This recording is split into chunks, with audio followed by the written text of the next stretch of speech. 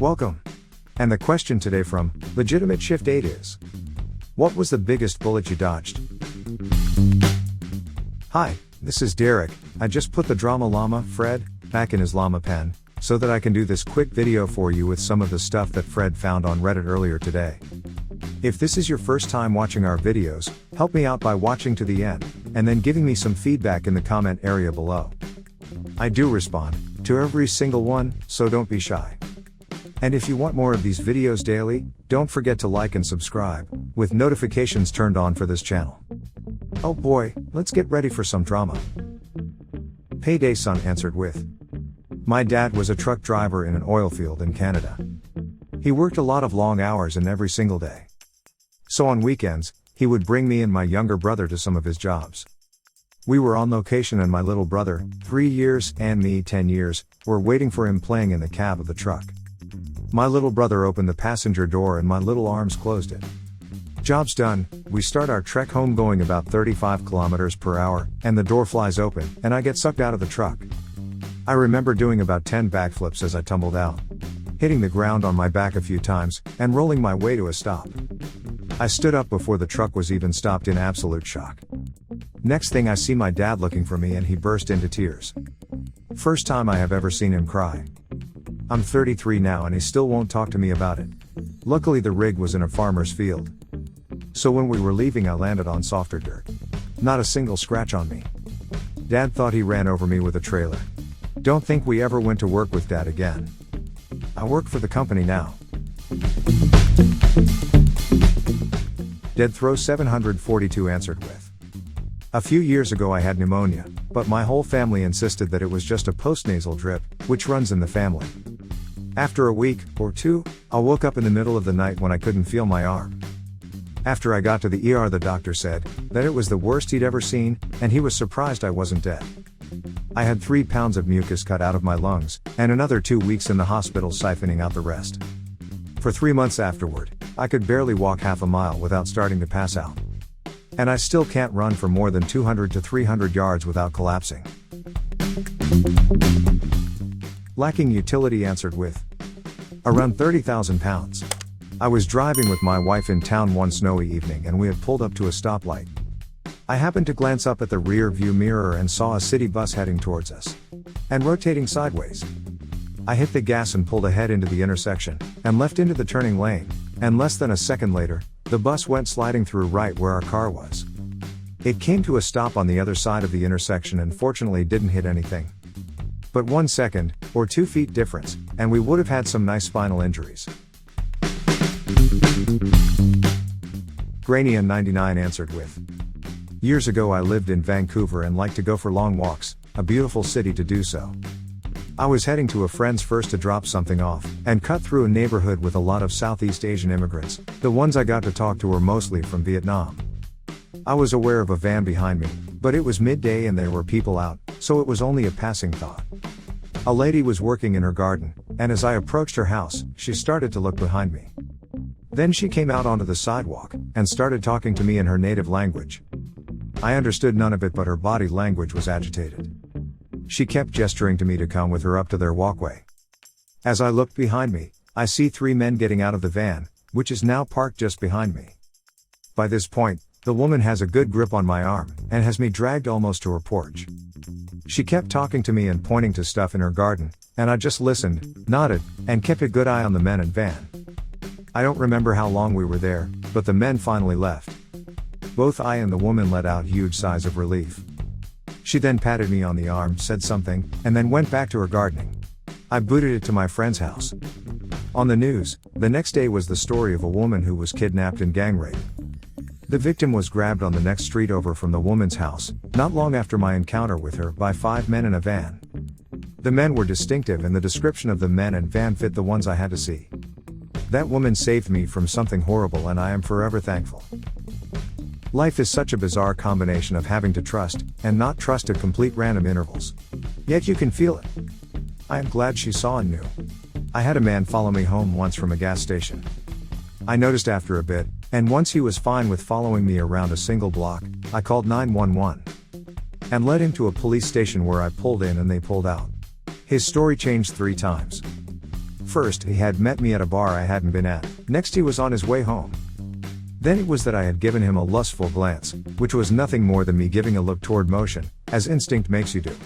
Being a woman is inherently frightening at times.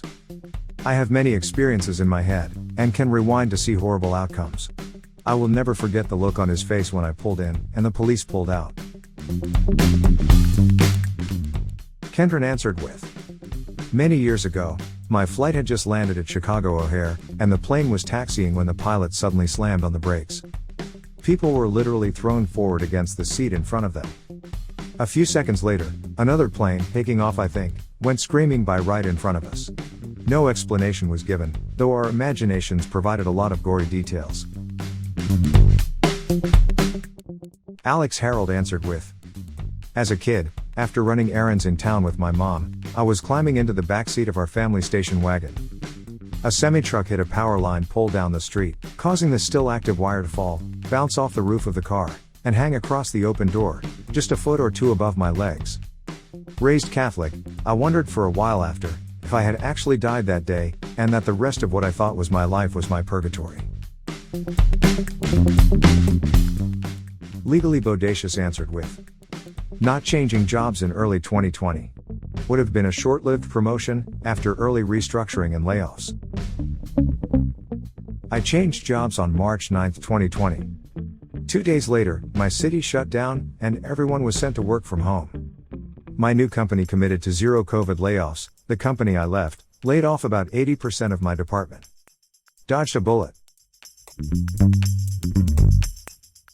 World's Best Coffee answered with, "A friend had lost his job under suspicious circumstances. A few weeks later, he asked me to take him to the bank. As I got near to pick him up, I caught a train. He called to say never mind, he would get someone else. A few days later, a friend sent out a message to a large number of our friends. This guy lost his job, and was running a check cashing con. Can you cash this check for me? I'll pay you $50 if you do. The check is $500, he has no backing funds, you eat the whole amount." He did this to several friends in a few days to amass a few grand, and was about to skip town when the cops got him. Thaddeus Jones answered with, "Not me, but I had a field service engineer working on one of my big robotic liquid handlers. He decided to bypass the safety pin, that prevents the heads from moving while the cover is open, while he had a diagnostic program queued up on the computer. What he didn't know was, that the instant he reinserted the safety pin, the machine would execute the cued instructions, and start moving, and he had a hand inside it right in the danger zone. I grabbed his shoulder and yanked his hand out an instant, before it was crushed. He stopped ignoring me, when I told him to stop bypassing safety lockouts, to save a few minutes." The Chanto answered with, "I stayed up all night before a day trip to Hong Kong. You know that days when you haven't slept, you're just kinda robotic, and doing the human stuff, nearly zero awareness of anything. Well, I went to cross a street, and my friend behind me snatched my shoulder. And yanked me backwards just in time, to feel the whoosh of a double-decker bus breezing past us.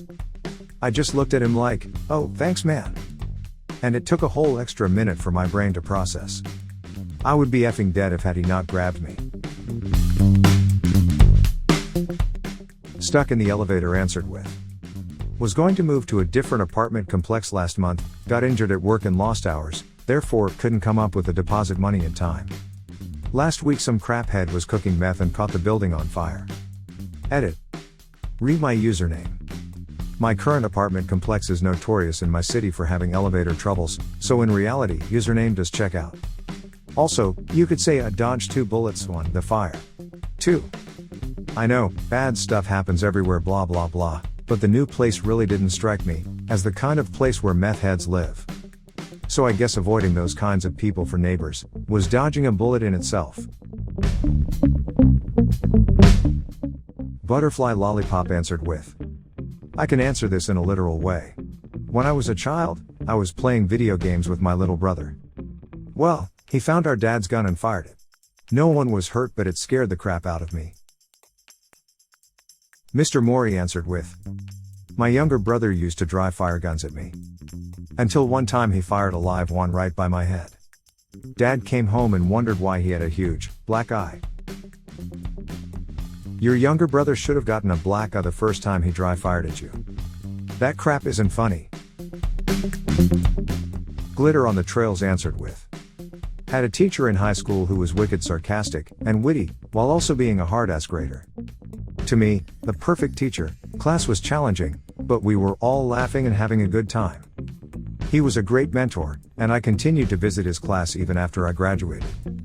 One time, post-graduation, I was sitting in his office, and I had just given him some art to decorate his classroom with. And he was so excited he blurted, "I could kiss you." Something about the intense eye contact unsettled me, but I laughed it off. 17 years old girl, what can I say? Couple months later, he was arrested for having a sexual relationship with an underage student. Well, yeah, answered with, when my great aunt passed away, I was helping to clean out her house. I'm just dragging everything out of the basement, and suddenly my dad is like, "Whoa. Put that down gently and let's move away from here." So, I put the weird metal tube type thing I'm carrying down, and get out of there. Turns out, it's a mortar shell, from when my aunt worked in a munitions factory, during World War II. Bomb squad came and took it away. Peach Cookie Astrid answered with, getting chased by someone with a knife across my apartment. I closed my door at the right moment, so that person ended up stabbing my wooden door instead. The mark was there, until I left the apartment a few years later, as a constant reminder of what could have been. And finally, Emperor Hans answered with, I had a cardiac arrest about 4 years ago. Dropped dead-ish in the middle of my shift. Found out after I woke up about a week later that A. The manager who saw me fall was a former lifeguard, and knew proper CPR. B. An ambulance happened to be passing about 2 blocks away. C. Probably the best cardio unit in my state, was a 10-minute ambulance ride, from where it all happened. Walked out of the hospital about 2 weeks later, full recovery.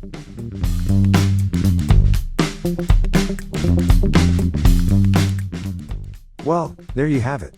A perfectly great question answered by a bunch of fine and honorable citizens. Help support this channel by smashing the like and subscribe buttons. And hit that silly little bell as well to ensure you get the latest videos as they come out. Fred is always finding stuff for me to post regularly. So this is Derek signing off. Thanks for watching. Good grief, it sounds like Fred is out of his pen again. I think he found more drama for me to share with you. See you soon.